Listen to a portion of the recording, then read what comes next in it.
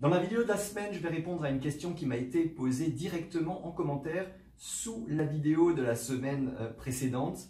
Vidéo qui expliquait comment dénommer ces fichiers.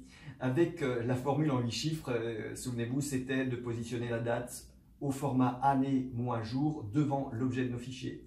Alors je mets le lien directement en description là, vers cette vidéo pour ceux qui ne l'auraient pas encore vue. Alors cette question, c'est la suivante. Pourquoi est-on obligé de rajouter cette date au format année, mois, jour devant l'objet, alors que dans notre dossier, on a bien une colonne date de création et date de modification qui nous permettrait de classer nos fichiers par ordre chronologique, tout naturellement. Donc j'ai l'impression que cette date vient un peu en doublant. Alors, oui et non. Et je vous explique tout ça tout de suite. Bonjour, donc c'est Thierry Compagne du site organisationpersonnelle.com. Donc comme toutes les semaines, je reviens vers vous pour vous donner des conseils et astuces pour optimiser votre organisation personnelle et votre gestion du temps. Alors ce sont des tutos, ce sont des astuces, ce sont des réflexions sur l'organisation et la gestion du temps d'une manière générale. Allez, je vous dis donc à tout de suite par-dessus mon épaule. On va voir ça à l'écran immédiatement. Voilà, donc je vais reprendre l'exemple pris la dernière fois pour illustrer ce renommage des fichiers avec la date au format donc année, mois, jour.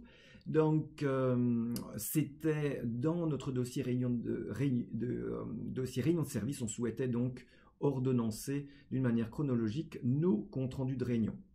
Alors, effectivement, la date de création et modifiez-le pourrait servir de classement chronologique, mais le problème, c'est que cette date est figée et on n'a pas vraiment la main dessus. Autrement dit, vous voyez ici, pour l'exemple, donc tous ces comptes rendus, je les ai créés le 20 novembre, tous les fichiers apparaissent à la date du 20 novembre. Alors, même un cran plus loin, si je prends l'exemple concret, imaginez, je souhaite d'ores et déjà préparer la prochaine réunion qui aura lieu le 1er décembre. Alors je pourrais d'ailleurs déjà créer mon compte-rendu ou ma trame de compte-rendu. Du coup, j'ouvre le modèle de compte-rendu. Là, je vais peut-être même mettre la date ici, à l'intérieur du document. Et je vais faire donc fichier enregistré sous pour positionner ce document donc à la date du 1er décembre. Vous voyez qu'ici, je souhaite fixer cette date-là. Alors là, en plus, je vais donc faire enregistrer sous. Je choisis ce nom-là de fichier et je n'ai qu'à changer ici la date. Donc 12-01 pour 1er décembre, toujours. Et j'enregistre. OK. Donc je peux fermer ce compte rendu.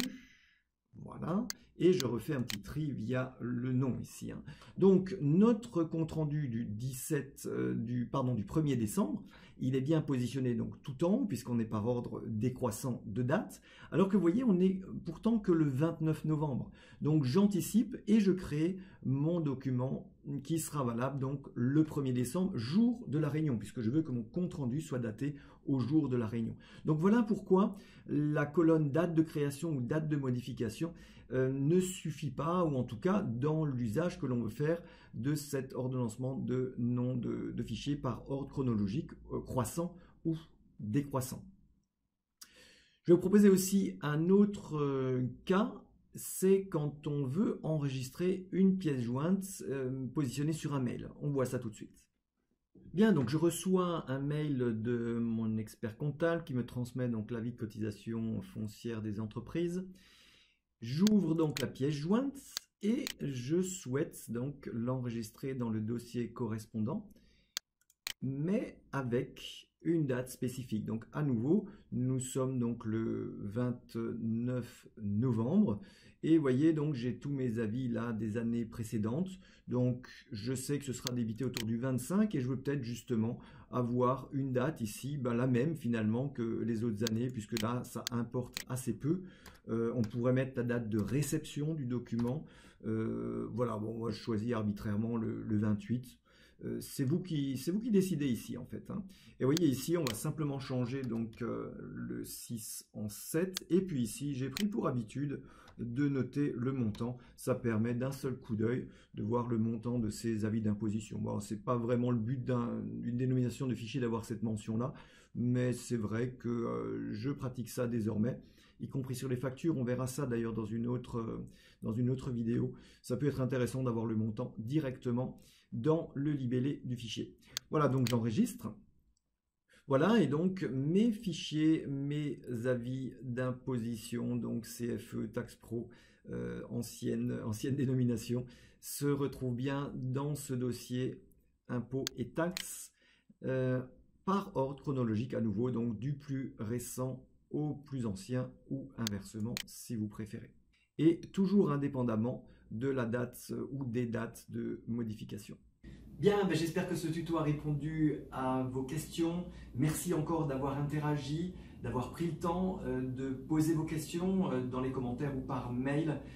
J'apprends beaucoup aussi au contact des personnes que j'accompagne dans les séances de coaching individuel ou de formation. Donc c'est vraiment un très très grand plaisir pour moi de vous retrouver dans cette chaîne YouTube qui a vraiment vocation à échanger encore une fois ces bonnes pratiques d'organisation et de gestion du temps. Voilà, je vous dis à très bientôt. Si vous avez apprécié, cliquez sur j'aime comme d'habitude et abonnez-vous pour que l'on puisse rester en contact. Organisez-vous, prenez la main pour un esprit libre et serein. Salut.